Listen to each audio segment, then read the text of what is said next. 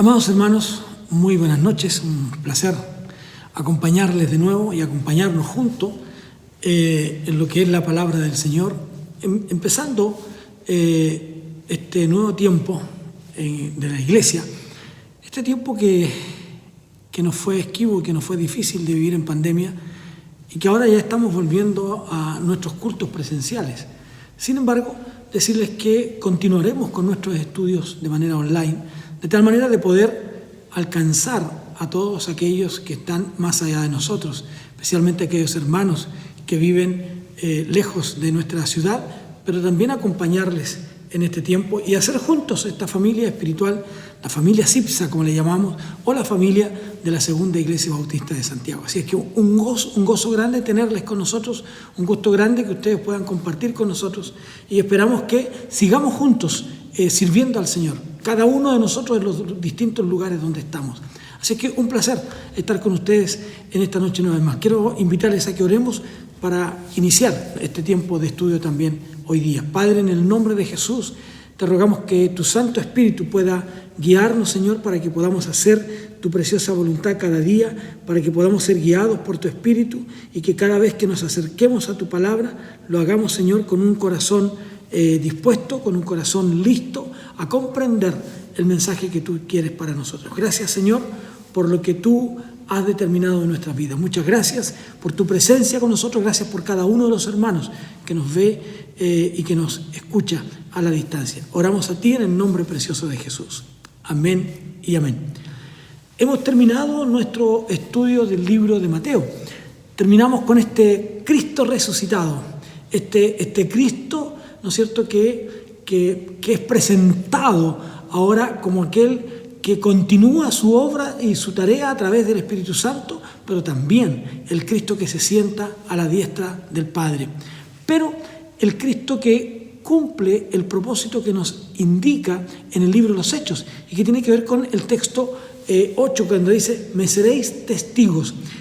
Ahora veremos cómo la iglesia, ¿no es cierto?, la iglesia se proyecta en el tiempo, cómo la iglesia se plantea a través de la historia, cómo la iglesia va haciendo del Evangelio algo realmente encarnado en ella misma, pero que produce, ¿no es cierto?, efectos maravillosos también en la vida de otros. Y esto es producto de la fe en Jesucristo.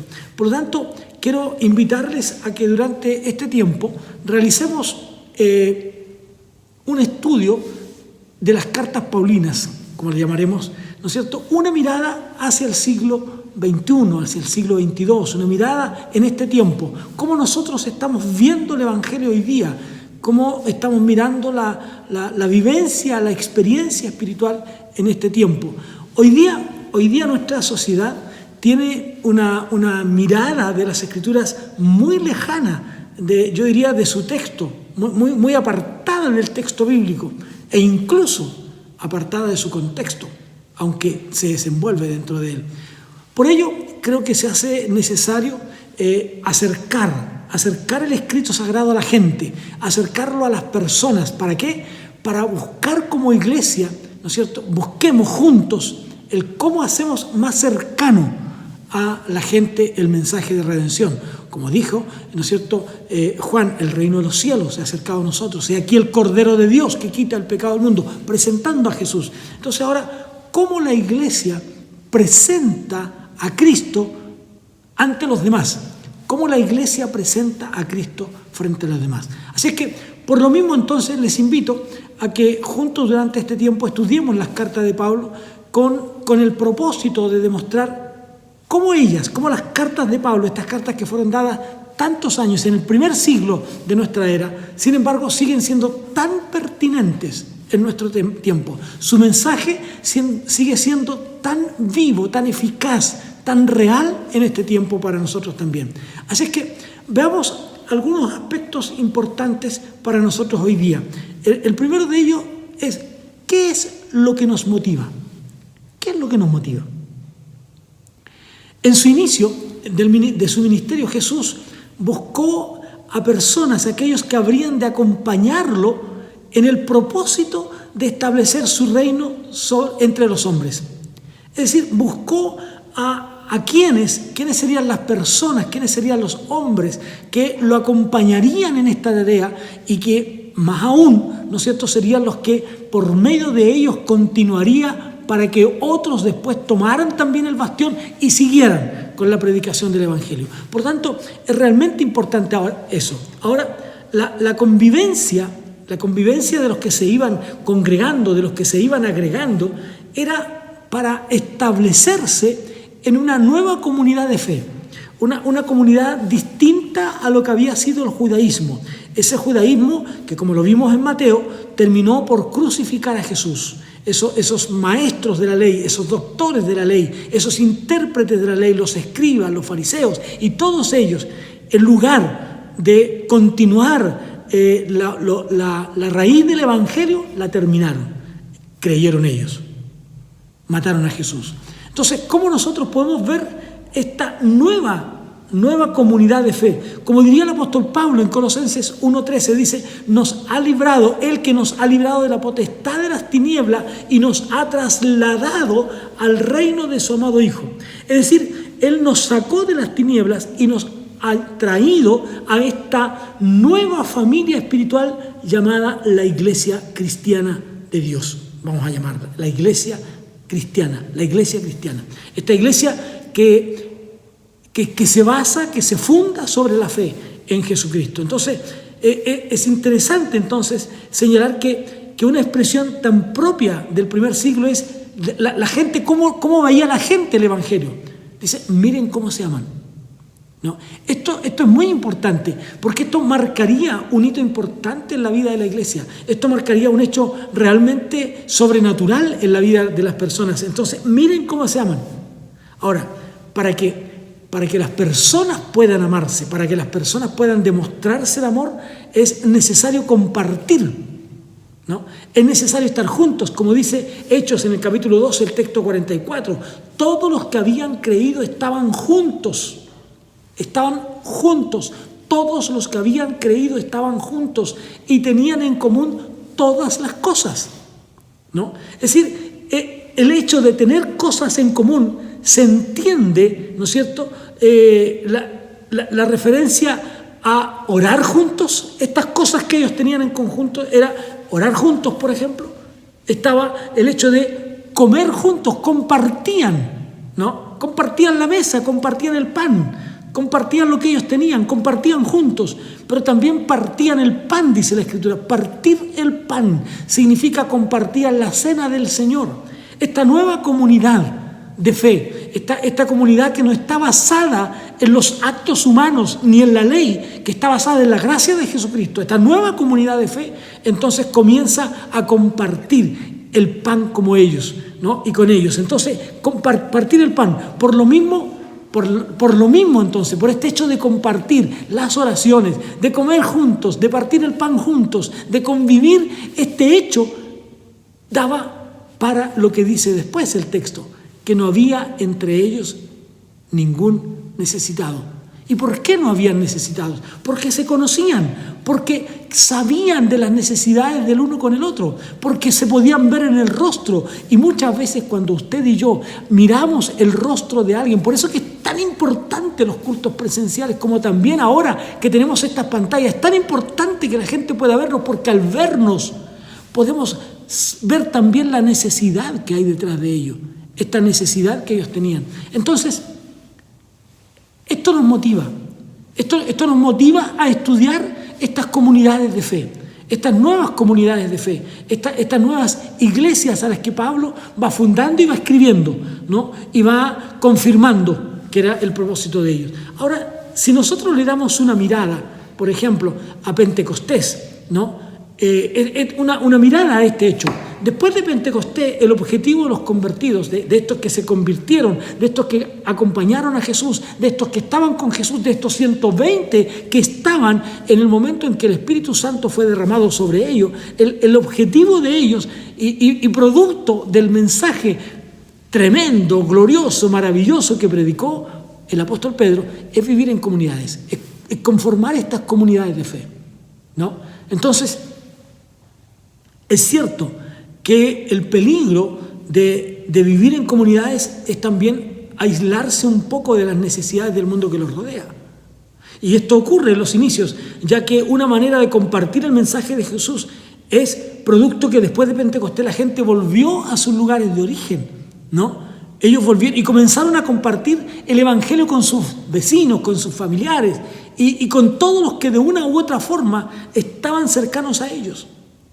No era posible que ellos se quedaran con esto que habían recibido. Ya Jesús había sido crucificado, ya lo vimos eso. Ya Jesús había ascendido al Padre, ya Él había resucitado, ya estaba sentado a la diestra del Padre. Pero ahora ellos que habían creído, ellos que habían recibido, estos 120 que impartieron, que respaldaron el mensaje de Pedro y donde 3.000 personas se convirtieron, donde habían personas, dice Hechos capítulo 2, de distintos lugares, de distintas ciudades, que hablaban distintos idiomas, distintos lenguajes, que hablaban distintas lenguas, comenzaron a compartir el Evangelio y el Evangelio se extiende en los barrios, en las familias, en los lugares cercanos a cada uno de ellos, comparten su fe. Así entonces comienzan a haber estas comunidades de creyentes en diferentes ciudades. Por ejemplo, una comunidad que no fue resultado del trabajo misionero, ¿no es cierto? Que no fue resultado del trabajo misionero de la iglesia, ¿no? Es lo que es la comunidad de fe que se establece en Roma. Así entonces, en muchos lugares se fueron conformando estos pequeños grupos comunitarios. Incluso vemos expresiones, por ejemplo, en Romanos capítulo 16, el texto 5 dice, la iglesia que está en tu casa. Es decir, los hermanos comenzaron a hacer una vida de iglesia, ¿no? Esta comunidad de fe que va creciendo y que se va transmitiendo de unos lugares a otros. Por lo mismo, es que la expresión de lo religioso ahora se hace necesario y hasta imprescindible de vivirlo en comunidad. Por eso, hermanos, que es tan importante que nosotros nos relacionemos, que nosotros nos miremos al rostro, que nos miremos a la cara, que usted comparta con sus hermanos, ya sea a través de una pantalla o en una manera presencial, que usted comparta con él porque entonces conocerá de sus necesidades. El objetivo, la venida del Espíritu Santo en Pentecostés trajo como consecuencia esta expansión del Evangelio, ¿no es cierto?, a distintos lugares, a diferentes lugares, para que ellos conocieran también al Señor. Ahora bien, pero Cristo llegó a ser, primero Cristo era el centro de su predicación. Pablo nos dice que su único objetivo es hablar del crucificado. Y fíjense que quiero leer en 1 Corintios, el apóstol Pablo, en el capítulo 2 de 1 Corintios, el texto 2, dice lo siguiente para nosotros. Mire lo que dice. Pues me propuse no saber entre vosotros cosa alguna, sino a Jesucristo y a este crucificado. Me propuse, no era mi objetivo saber de qué viven, o cómo comen, o cómo hacen esto, o cómo hacen lo otro, qué idioma hablan. Mi propósito, dice Pablo, es que ustedes conozcan a Jesucristo. Cristo cambia su escenario, cambia el escenario para Cristo en el sentido de que Él trajo el mensaje del Padre, el reino de los cielos, pero ahora Él se constituye en el centro, ¿no?, del mensaje. Por lo tanto, el mensaje de reconciliación llega hasta nosotros. Sin Cristo, amados hermanos, sin Cristo no hay evangelio, no hay salvos, ¿no? Por ello es que los mismos apóstoles y todos los que vinieron después no dejaron hablar no solo de la cruz, sino del Cristo. No solo de la cruz, no solo de la cruz de Cristo, sino también del Cristo resucitado.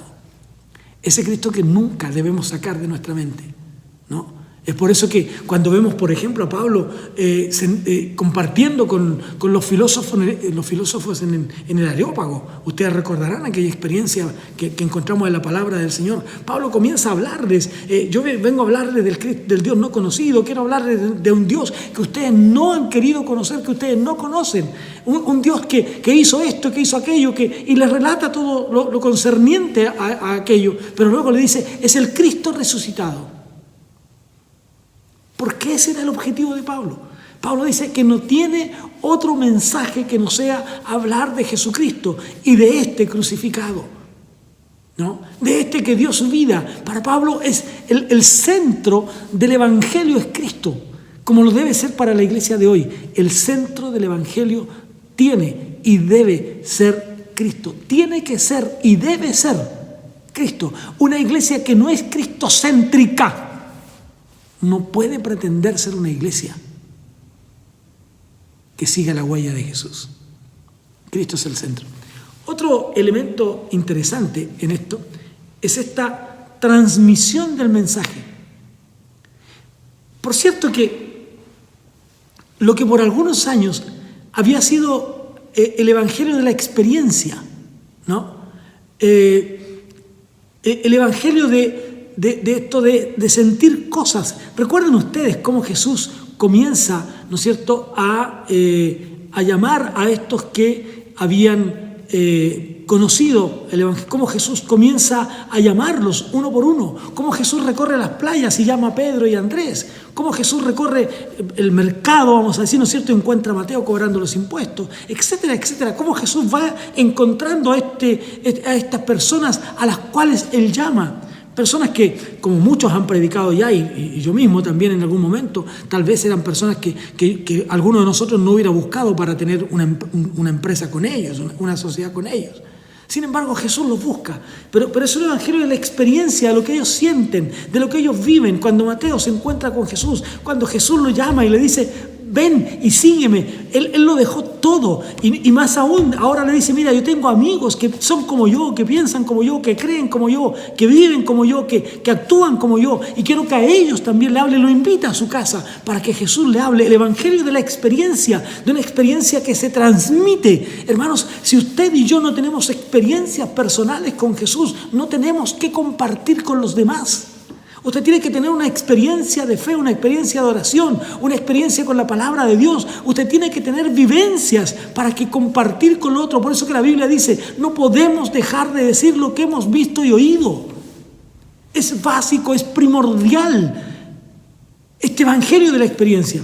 Pero ese evangelio de la experiencia, ¿no es cierto?, y que ocurría en cada creyente, había que transmitirlo ahora, había que compartirlo, había que llevarlo a otros, ¿no? Y una de las formas de transmisión, de llevar el mensaje del Señor, es a través de las páginas de una carta, de un libro.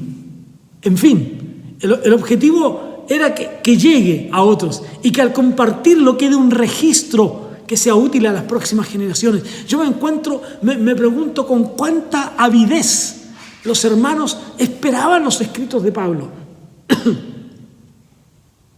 Con cuánta avidez, con cuánto anhelo, como cuando llegaba una carta para ellos del apóstol Pablo indicándole algunas cosas, la compartían con otros. Por eso que algunos hoy día dicen: pero es que ya no hay originales de la Biblia. Hermanos, ¿cómo podrían haber originales si cuando alguien recibía una carta la copiaba para enviarla a otro y a otro y a otro, y así sucesivamente? Porque el mensaje debía seguir avanzando, porque esa carta debía ser compartida, porque el Espíritu Santo reveló la palabra de Dios al apóstol Pablo y él la entregó a través de estas cartas, pero cartas que al copiarlas no se perdía nada de ellos. Por lo tanto, si bien es cierto, no tenemos un original, pero lo que tenemos es la palabra pura y verdadera de Dios para nosotros, porque aún los copistas fueron inspirados por Dios.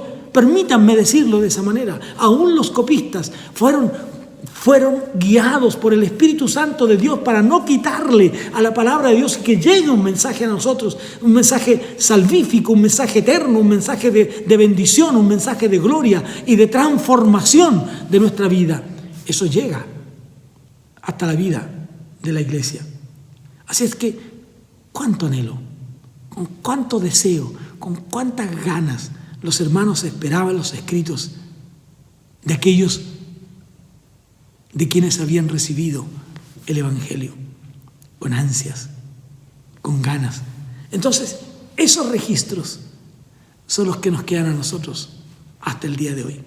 Eso es lo que nosotros tenemos como mensaje, esa experiencia de fe que les llegó a los primeros a través de Cristo, esa experiencia que les llegó por la palabra del Señor, cómo el Señor los reunía a estos 12 y a estos otros discípulos y seguidores del Señor. Como estos 120 que estaban en Pentecostés habían escuchado: el Señor dijo que vendría sobre nosotros el Espíritu Santo, y allí en fe y en oración se pusieron y dijeron: Señor, tú prometiste aquello, tú dijiste que enviarías a nosotros tu Espíritu, y por lo tanto esperamos que tu Espíritu Santo llegue a nosotros. Y bendito sea Dios, que el Espíritu de Dios descendió del cielo de Dios y cayó sobre ellos y transformó sus vidas.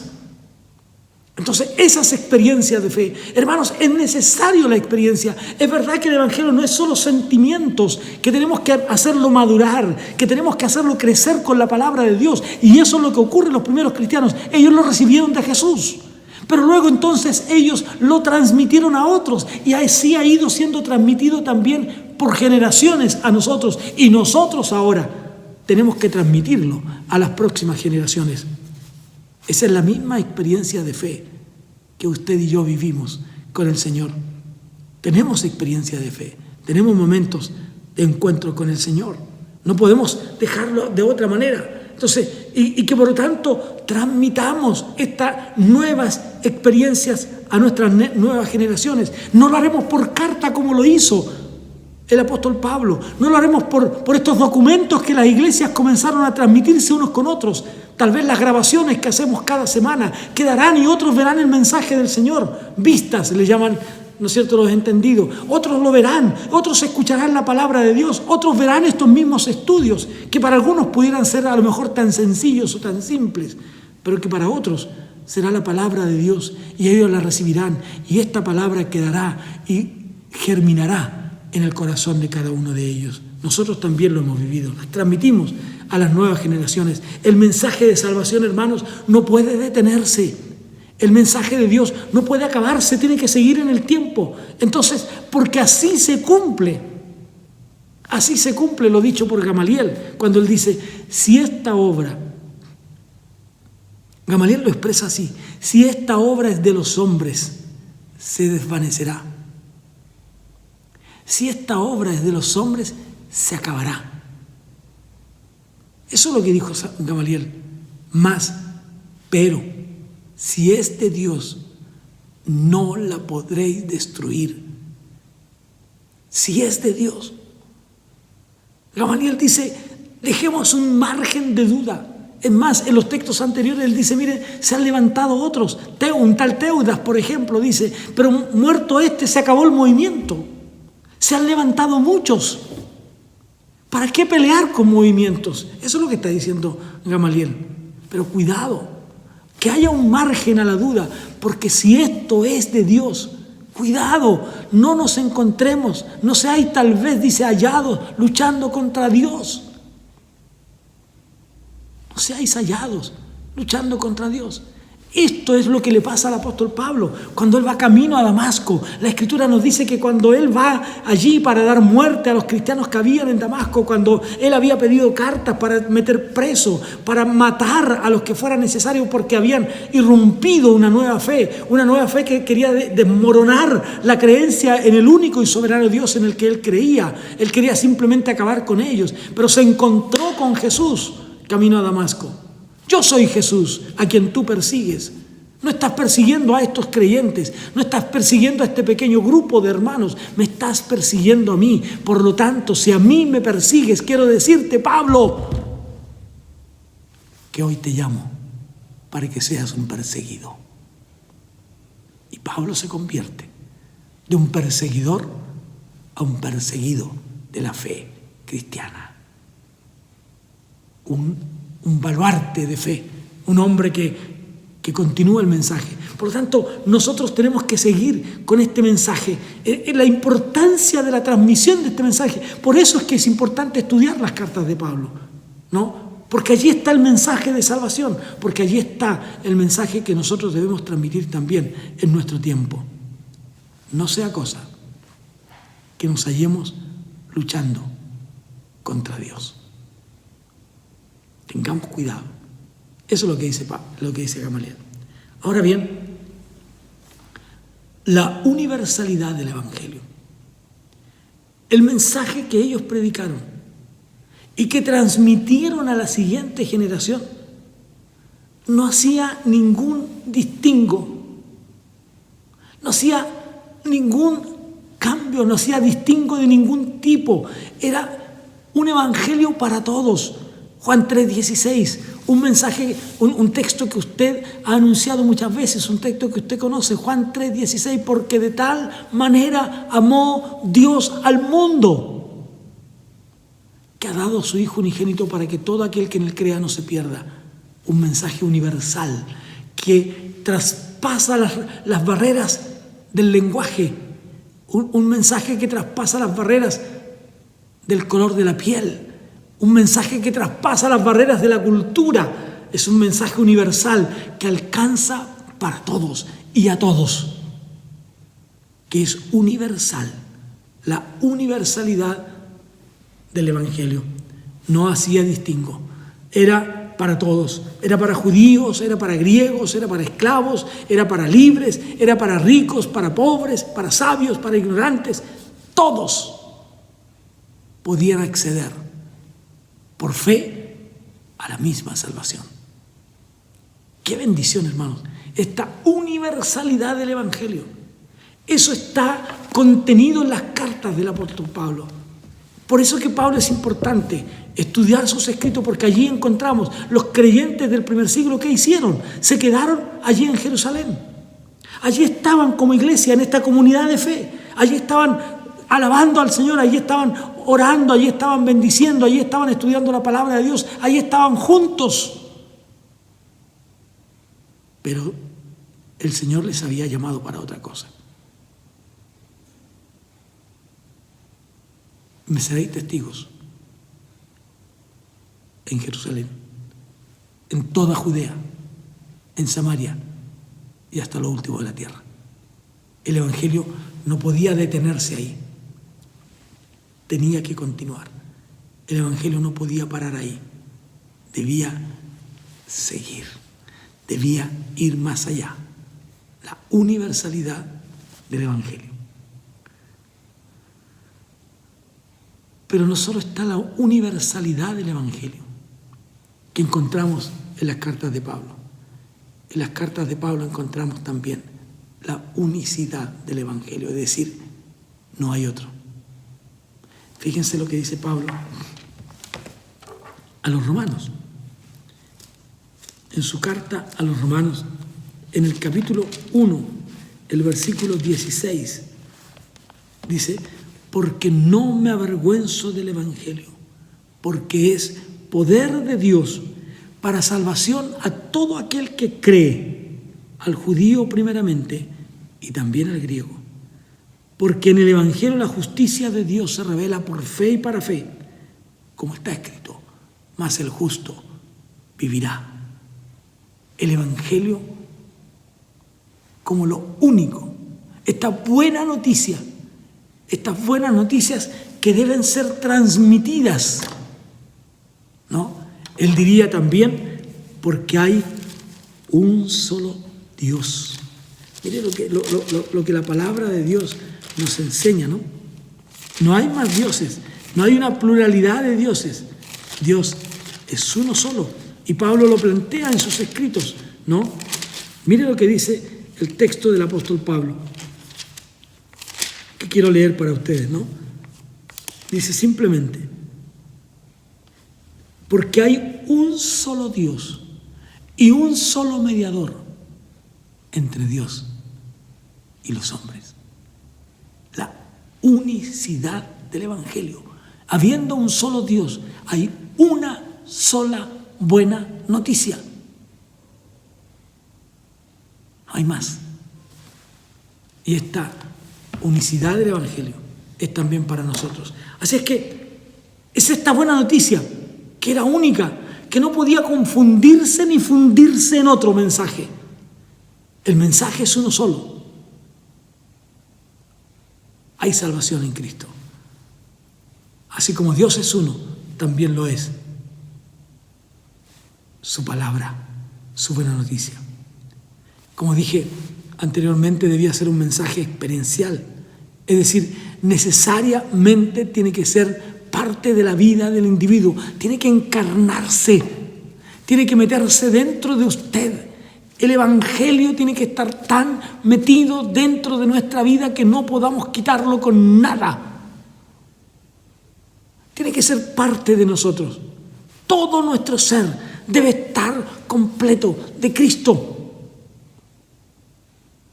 Todo nuestro ser debe estar completo de Cristo. Un aspecto interesante es que siendo un evangelio o un mensaje único, se transmitía desde los pueblos y para los pueblos. Había que transmitirlo. Ahora bien, lo auténtico de los escritos paulinos. Muchas personas intentaron identificar con el Evangelio con las prácticas judías. Pero esto no podía ser así. Sí debo señalar que es muy difícil desconectar el Evangelio de las prácticas del judaísmo. De hecho, el Evangelio comienza a crecer dentro del mismo judaísmo. Por eso que los hermanos Pedro y Juan, por ejemplo, van al templo, ¿no? Y en este caminar hacia el templo es que se encuentran con el cojo a la puerta del templo. Aquel gran momento en que Pedro dice: no tengo plata ni oro, mas lo que tengo te doy. En el nombre de Jesús, levántate y anda. Eso se da en la práctica de la vida espiritual de esta nueva comunidad de fe. Esta comunidad de fe que se reúne por las casas, que se reúne en familia, pero que también continúa con algunas prácticas que eran propias del judaísmo, ¿no? Entonces, era lo que Dios había hecho con ellos. Nace de ahí, nace con ellos, y de ahí se expande al mundo. Ahora bien, el apóstol Pablo escribe desde la perspectiva de lo que él concibe, no solo con su propia experiencia, sino también de su propio análisis de las Escrituras. Era necesario que Pablo también analizara los tiempos. En principio, esta nueva fe le parecía a él que era algo que estaba perturbando la verdadera fe en Dios. Este nuevo movimiento estaba atentando contra la fe de Abraham, en la que él había creído, contra el Dios de Abraham, de Isaac, de Jacob. Algo estaba ocurriendo con este nuevo movimiento. Por lo tanto, Pablo escribe desde el corazón, ¿no? Escribe desde su propia experiencia, pero también como resultado de su análisis de las Escrituras. Y descubre entonces que la única forma de llegar al encuentro con Dios es por la fe en Cristo Jesús, en este Cristo resucitado, ¿no? Por cierto, como señalé antes, este es el centro de su mensaje. El centro de su mensaje.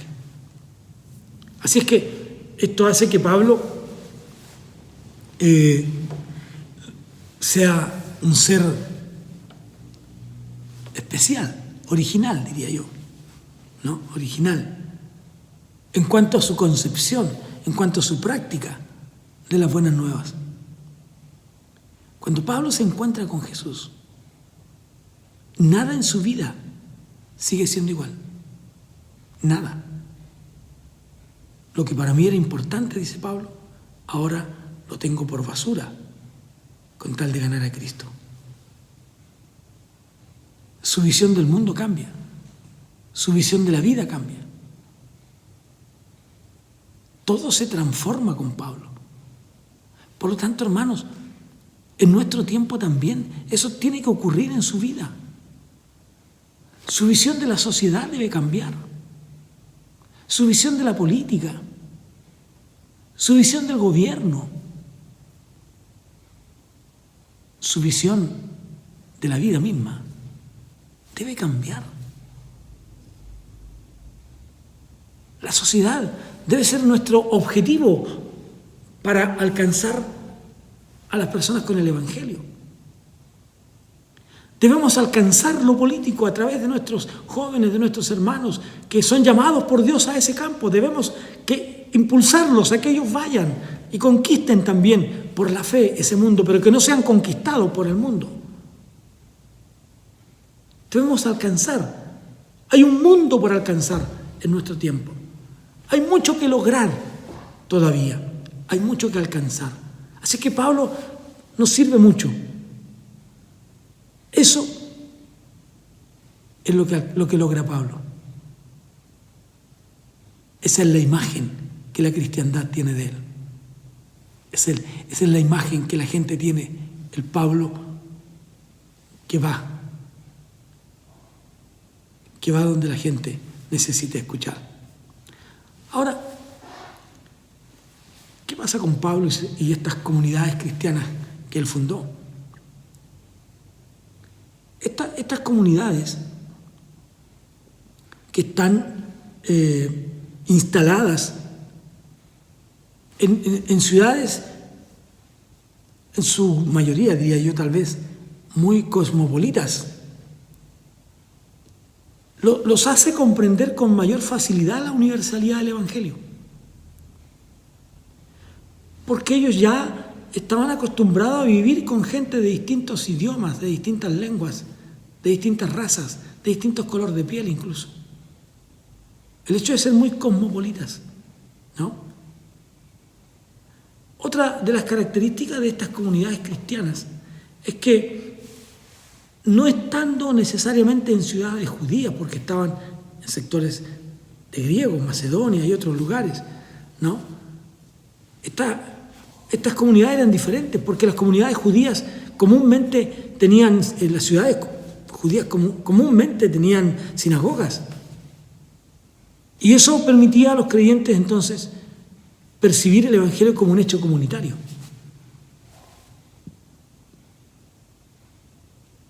Y estos grupos comunitarios empiezan a acuñar, a hacer suyo, eso es lo que quiero decir, la expresión de la iglesia doméstica o la iglesia en hogares. Ellos se reunían en donde quiera que fuera.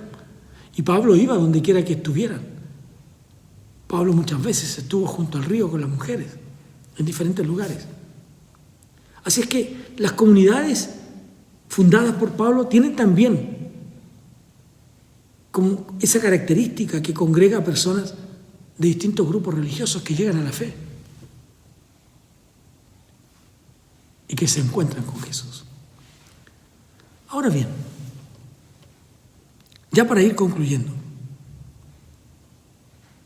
vamos a estudiar estas cartas, tal vez no de una manera tan minuciosa como quisiéramos, para poder estudiarlas todas, ¿no? Y adentrarnos en cada una de ellas, aunque alguna de ellas yo hace poco tiempo las presenté y las estudiamos acá. Pero el orden que nosotros tenemos de estas cartas, no el orden de estudio, pero sí el orden que tenemos de escritura. La primera de ellas es Primera de Tesalonicenses, que se escribe aproximadamente por allá por el año 51, 52 aproximadamente. Incluso esto hace a Primera de Tesalonicenses como el primer escrito del Nuevo Testamento.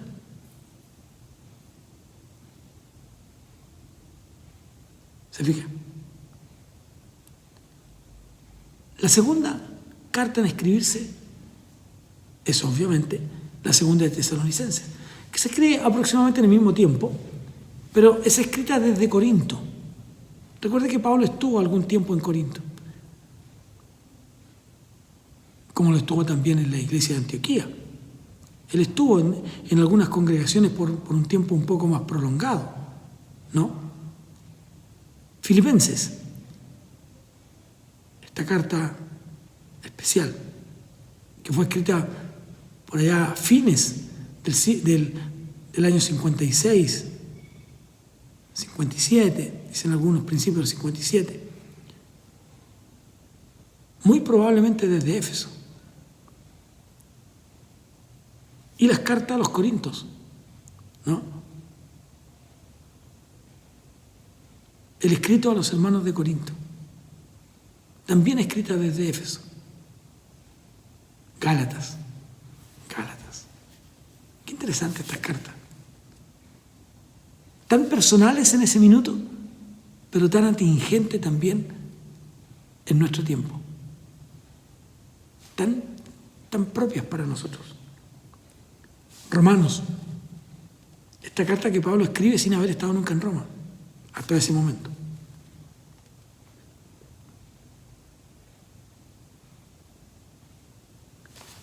Colosenses, también escrita desde Roma, así como Efesios y Filemón. La primera carta de Timoteo, escrita aproximadamente por el año 65 de nuestra era, desde Macedonia, lo mismo que Tito. Y la segunda carta de Timoteo, escrita un poco más tarde, antes, según la tradición, antes de ser decapitado. La tradición dice que Pablo fue decapitado. Y hay una carta, porque son 13, hay una carta que no hay consenso que haya sido escrita por el apóstol Pablo. Pero mucho del contenido de esa carta da la pauta para pensar que sí era un escrito paulino.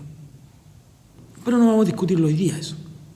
Y me refiero a la carta a los hebreos,